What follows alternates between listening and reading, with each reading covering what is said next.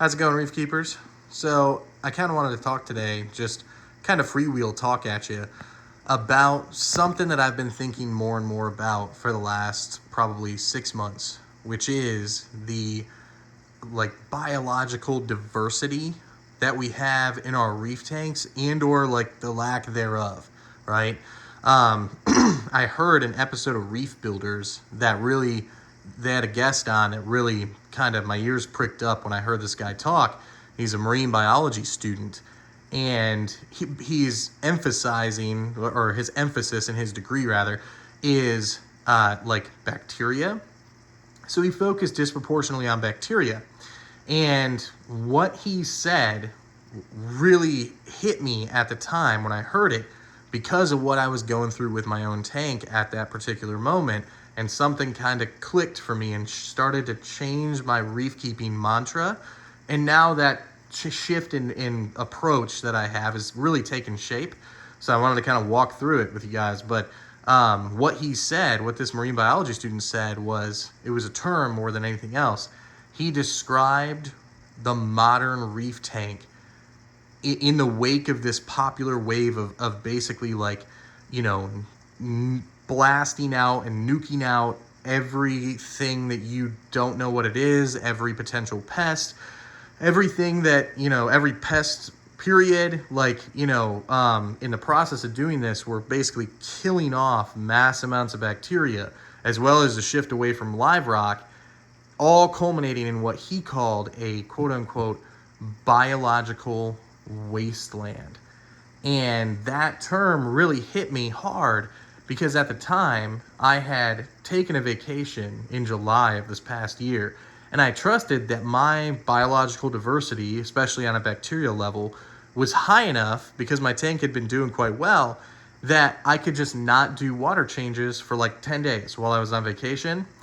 That was completely incorrect. And when I got back, my tank was overrun with the worst case of green hair algae that I've ever had. And it was beyond any experience that I'd ever had. It was so bad. And I fought it for a month and did massive water changes, manually tried to remove it, and, just was like, okay, I guess I'm not going to beat it on my own, even though it's slowly going away. I'm not going to beat it on my own fast enough for my liking, so I'm going to dump in multiple treatments of, I think what it is Flux RX. I could be wrong. It might be Reef RX or something like that. And not even entirely sure what that is, right? And this is kind of the fact that I don't even know what that is, and I just trusted it as a way to kill green hair algae because some company said this will kill your green hair algae, just pour it in, everything will be fine. That kind of shows, A, an experience on my side. B, it shows this massive knowledge void in the hobby that is part of the hobby that I'm not nearly as interested in as corals and fish and stuff like that, but is arguably just as important as the relationships between fish and the relationships between corals and how a reef tank works. And because of this neglect, I just was like, all right, company A, whatever it is, Blue Life or Aquatic Blue Life, I can't remember the company, because they say this kills what I want it to kill and doesn't hurt anything I care about, I'm just going to dump it in. So I dumped it in, and, well, first off, I probably put too much in right off the bat, because all my snails instantly went upside down, which is not great. So I quickly conducted a 20% water change, and then the snails righted themselves. But I shocked the system, and I used what I thought was a half dose following the instructions. And I'm not blaming this company. I'm sure I used it wrong, or I put it in too quick because I dumped it in all at once. Whatever, multiple people online said it worked for them. I was like, I'm going to go for this. And even though everything that I could see visually survived, the tank, after I did this treatment and the algae turned brown and got weak and I was able to yank it out on my own, I noticed that the tank was just different, right? And after you've been in reef keeping for a while, a few years, you can tell when your tank's off. And the tank was just off. The corals were not fully, engorged. The The polyp extension was just not what it should be. I noticed like less critters in the sump, in the tank.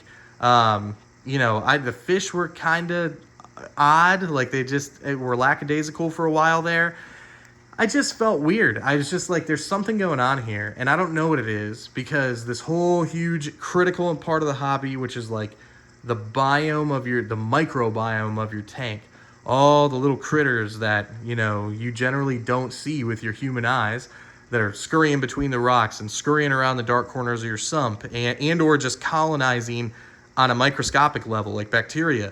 I'm not so interested in that stuff, so I just took it for granted and wanted a problem solved, dumped this stuff in, and that's where it left me.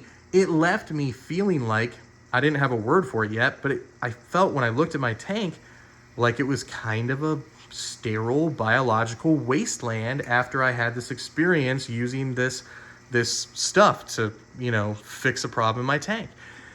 And I wonder now, in retrospect, how much bacteria did I kill? Like, how much of my microbiome did I put offline or reduce their population to a point where they had to like almost start from, Adam and Eve point, like start over a whole population of amphipods, for example, or something like that. Like, what did I do to my tank when I did that? And I don't know. I have no idea. And I feel like most of us have no idea. And I'm just understand, I'm not advocating that we like all go out there and learn by the way, we couldn't possibly learn all the different kinds of ocean bacteria and all the different relationships between these microscopic things and these, random reef critters and every genus of tube worm or feather duster that we see pop up in our sump and all this stuff. But I think that there's something to the notion of, this biological wasteland that we are actively pursuing in the reef keeping hobby, either to solve problems or as just a regular course of action. And it was interesting to me because this guy on Reef Builders, this marine biology student, was getting actively challenged by Raj, one of the hosts. And Raj was like, in my unassuming opinion, kind of being a jerk. And he was like arguing with, stuff. Frankly, I mean, Raj is a smart guy. He knows some of this stuff. Do I think that he knows as much as a like marine biology grad student whose specialty is bacteria, like ocean bacteria? No, I don't think Raj knows as much. But Raj is clearly like Mr. Perfection, like Mr. OCD tank guy. And he was like, Mr. I would never put live rock in my tank type dude. And he was like going at this marine biology student. I was kind of put off by it, to be honest with you, but at the same time, I got to thinking, like, how much of this is like who Raj is, and how much of it is that he's been trained, like, by the industry and or by, like, the powers that be that people look up to in the reef keeping hobby, to think that, anything that I don't know what it is that is in my tank that I didn't purposely put in there, or a population of it springs up, that's probably something bad and I should destroy it and or keep it out of my tank at all costs.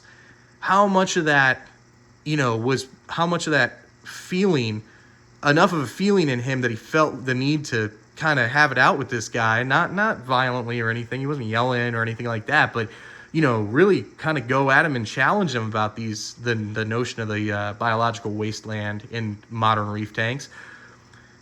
How much of that was driven by like, well, this is what I've always done, and I don't know as much about that world of that part of what it is to reef keep, and I don't care to, so I'm gonna knee-jerk defend that.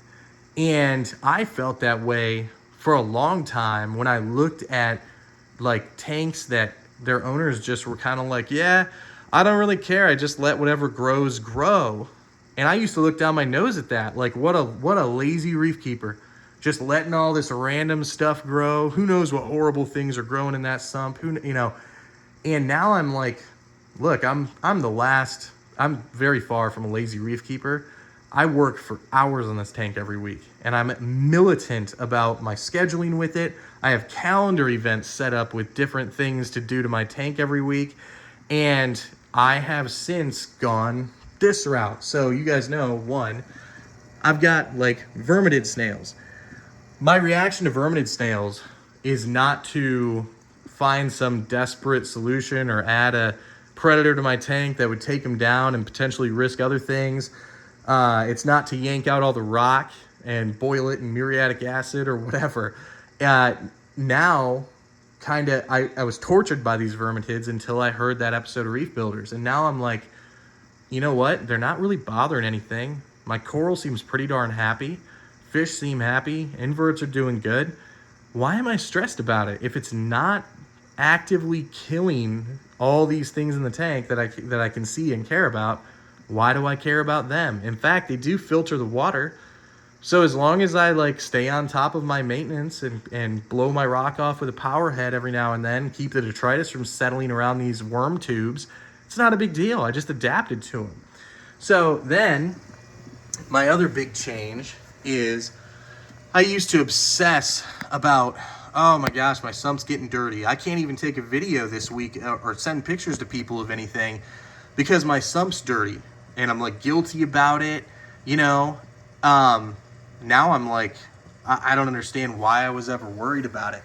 So first off, I'll show you like on this biological filtration block, check out like the sponges growing on this. Check out the, let me get back a little. Check out the sponges growing underneath this first stage of biological filter cartridges where like smaller bits of food and stuff come through. Got like a sponge colony growing under there. And then check out this first chamber where the overflow pipes dump. Look at that. I was gonna clean all that out like the week I heard that episode and stop myself. I mean, all these are feather dusters, tube critters. There's like a colony of amphipods that live in the bottom of there that are bigger than anything else in the tank. I mean, why would I kill that? It's like a pre-filtration, right?